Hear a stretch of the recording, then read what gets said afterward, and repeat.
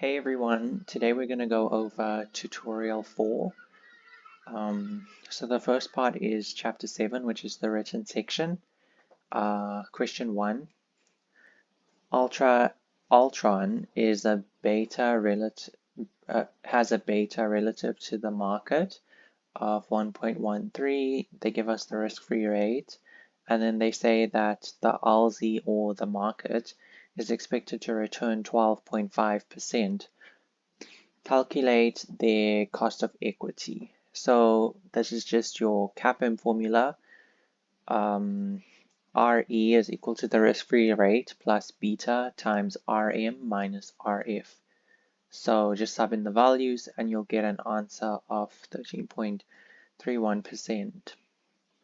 And then it says if we anticipate to earn a dividend yield of 4.7% and a capital gain of 10.3% on shares in Altron based on the current share price over the next year, estimate the share's expected alpha and justify your investment decision. So alpha will just be your actual return minus your expected return. Again, sub in your values, so your actual return will be the 4.7 dividend yield and the capital gain of 10.3%. minus our expected return, which we calculated in part A, and that'll give us an alpha of 1.69%. So the investment decision in this case would be to buy the stock with the positive alpha, which is basically your abnormal returns. Part 2, question 2, sorry. You are an analyst for a leading hedge fund. The following applies to Aspen. So they basically give you risk factors, the market risk, size, book to market, momentum. Then they give you exposures and risk premiums. And they give you the risk-free rate. Part A, derive Aspen's required return using the Farmer French three-factor model. So you're basically just subbing in these values into the Farmer French three-factor model. So RE is equal to the risk-free rate plus the market exposure times the risk premium plus the size exposure, which is negative 0.22 times the risk premium of 2.5% plus the book to market factor, which is, the exposure is negative 0.31 times a risk premium of 3%, and that'll give us 9.4% as our Farmer French three-factor cap required return. So if you estimate that Aspen will deliver an expected 10.8% total return over the next year, calculate the share's expected alpha based on the three-factor model and justify your view on whether or not Aspen appears mispriced. So again, alpha will be your actual return minus your expected return. So our actual return is 10.8%. The expected return is the Farmer French that we just calculated now. We have a positive alpha of 1.4%. So positive abnormal returns, therefore this Aspen is underpriced, so we should obviously buy it. Derive Aspen's required return based on the Farmer French three-factor model with momentum added as a fourth priced risk factor. Note that this particular multi-factor model is known as the Carhart model. So it's exactly the same as the Farmer French three-factor model with the momentum factor included. So we'll do the exact same thing, risk-free rate plus the market factor, market exposure times the risk premium plus the size exposure times the risk premium plus the book to market exposure times the risk premium plus the momentum exposure times the risk premium. So add all that up and you'll get 11.5%. Then we're asked to calculate the share's alpha based on the Carhart model. So you'll say your 10.8% minus the 11.5, which we've just calculated, and we get a negative alpha. So if your fund's If your fund manager's belief is that momentum should be an important price risk factor, but you choose to ignore it, describe how your investment decision would be distorted in this example. What impact would it have on your investment performance? So you can just compare the two figures, the two alphas which we've just calculated. So we'll see that negative abnormal returns and the asset would be overpriced. So this could obviously lead to investment in a negative alpha security, which is potentially overpriced. So we could potentially lose out if we choose to ignore size factor, momentum as a factor. So in the Farmer French three-factor model, Y is firm size taken to be a proxy for an unidentified source of risk and is not the source of risk itself. Describe how firm size might indicate sensitivity to the systematic risk factors. So just this is a theory question. You can think about size and maybe think about differences in big firms and smaller firms. Think about liquidity in the market. Obviously, smaller firms will have less liquidity because their shares probably aren't traded as much compared to much bigger firms which have tons and tons of liquidity. So if you wanted to sell shares of a big firm at any point in time, you probably could. Yeah, so just think about things like that and come up with an answer. Moving on to the multiple choice. They basically give you, it looks like output of a regression, and they basically ask you to identify the beta of this particular stock. So in this case, the beta would be this market coefficient. So your answer is C. In a simple CAPM world, which of the following statements are correct? So remember your assumptions. All investors choose to hold the market, which includes all risky assets in the world. That's true. Investors' complete portfolio will vary depending on their risk aversion. That is true. The return per unit of risk will be identical for all the individual assets. Again, that's true. The market portfolio will be on the efficient frontier and will be the optimal risky portfolio. So all of these are true. If all investors become more risk averse, the SML will something and stock prices will something. So the correct answer is C. So the SML will have the same intercept with the steepest slope and stock prices will fall. Okay. Number 4, according to CAPM, which of the following is not a true statement regarding the market portfolio? So all securities in the market portfolio are held in proportion to their market values. It includes all risky assets in the world, including human capital. It's always the minimum variance portfolio on the efficient frontier, and it lies on the efficient frontier. So the answer is C. Consider the single factor APT. Portfolio A has a beta of 1.3, expected return of 21%. B has a beta of 0.7, expected return of 17%. The risk-free rate is 8%. If you wanted to take advantage of an arbitrage opportunity, you should take a short position in blank and a long position in portfolio B. So we look at the return premium on the portfolio. So 21% minus the risk-free rate and 17% minus the risk-free rate, and we'll divide both by the betas. So it'll give us an idea of the return per unit of risk, or return in terms of risk in this case, and A is less than B, so in this case we'll short A and we'll buy B. So the answer is B.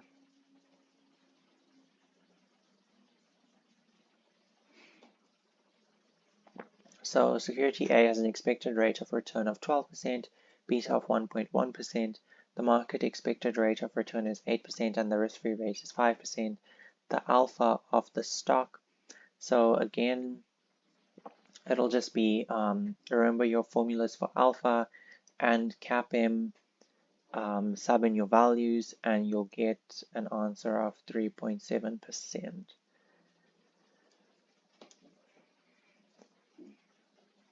The SML is valid for blank and the CML is valid for, so the answer to this is D. The SML is valid for both well-diversified portfolios and individual assets, and the CML is valid for well-diversified portfolios only. Assume that both X and Y are well-diversified portfolios, and the risk-free rate is 8%. Portfolio X has an expected return of 14% and a beta of 1. Y has an expected return of 9.5% and a beta of 0.25. In this situation, would you conclude that portfolio X and Y blank? So in this case, we work out prem X and prem Y. So it'll just be the return minus the risk-free rate over the beta. And we see that they're both the same. So that means that, yeah, the answer is actually A. So X and Y are in equilibrium. Thus, there are no arbitrage opportunities. So 9, two investment advisors are comparing performance. Advisor A averaged 20% return with a portfolio beta of 1.5%. B averaged 15% return with a portfolio beta of 1.2. The T-bill rate was 5% and the market return during the period was 13%. Which advisor was the better stock picker? So the answer is advisor A was better because he generated larger alpha. So yeah, if you're comparing two investment managers, for example, always compare the alphas, which is the return that they achieve greater than that's greater than the market return, or the benchmark return.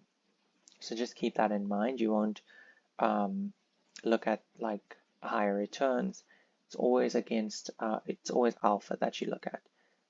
And then here are the calculations for the required return for A and B, and then we work out the alphas, which is actual minus required, and we see that A has achieved the higher alpha, so A is better. So when the market risk premium rises, stock prices will fall. That's the answer. The answer is B.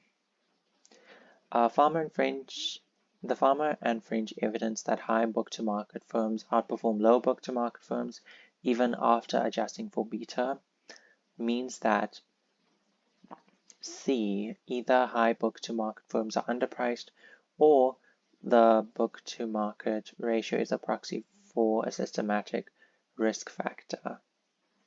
That is the answer. Now we're moving on to chapter 8. So this whole chapter is just theory. So this shouldn't take long. So a random walk occurs when A, stock prices changes are random but predictable. B, stock prices respond slowly to new and old information. Future price changes are uncorrelated with past price changes. So that's the answer. Number 2, assume a company announces an unexpectedly large cash dividends to its shareholders in an efficient market without inside information leakage. One might expect, so the answer to number 2 is D, no abnormal price change before or after the announcement, because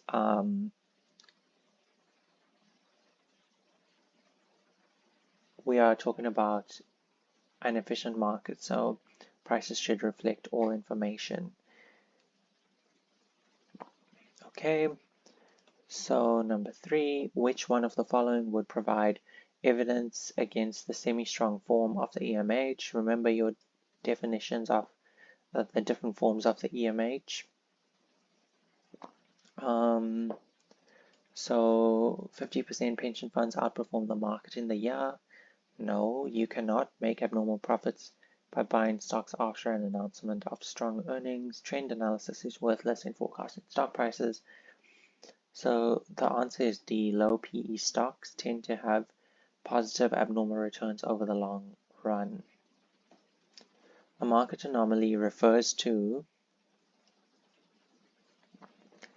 an exogenous shock to the market that is sharp but not persistent, a price or volume event that is inconsistent with historical price or volume trends, a trading or pricing structure that interferes with the efficient buying or selling of securities, price behavior that differs from the behavior predicted by the EMH. So that's our answer. Number 5, if you believe something in the something form of the EMH, you believe that stock prices reflect all public available information, but not information that is available to only insiders. So that's the semi-strong form.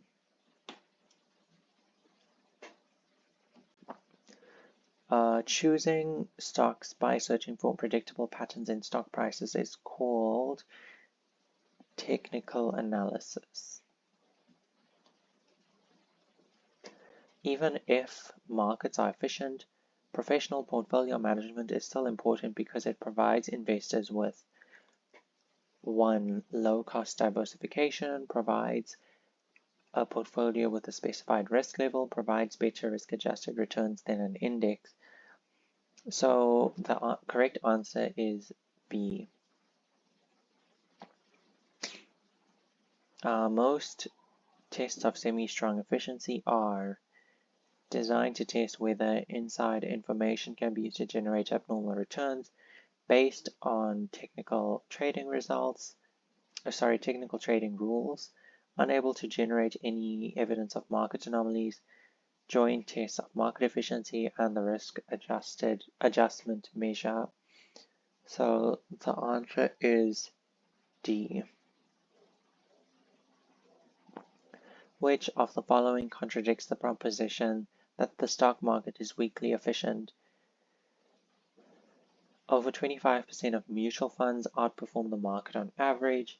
Insiders earn abnormal trading profits. Every January, the stock market earns above normal returns. Applications of technical trading rules fail to earn abnormal returns.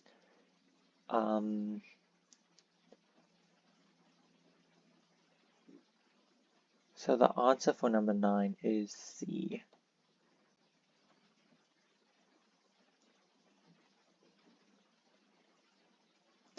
When testing mutual fund performance over time, one must be careful of blank, which means that a certain percentage of poorer performing funds fail over time, which makes the performance of remaining funds seem more consistent over time. So that is what's known as survivorship bias.